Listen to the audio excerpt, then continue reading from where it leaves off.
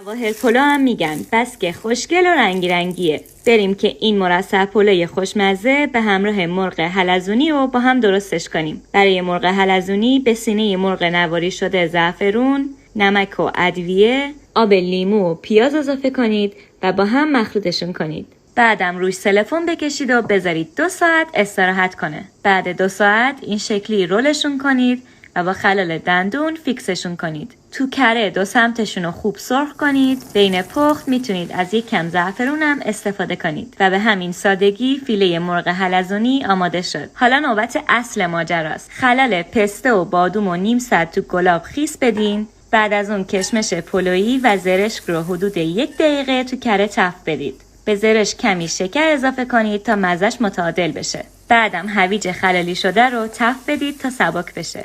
و خلالای بادوم و پسته رو که خیس داده بودیم و هم به مدت 30 بهش جواهر پلو هم میگن.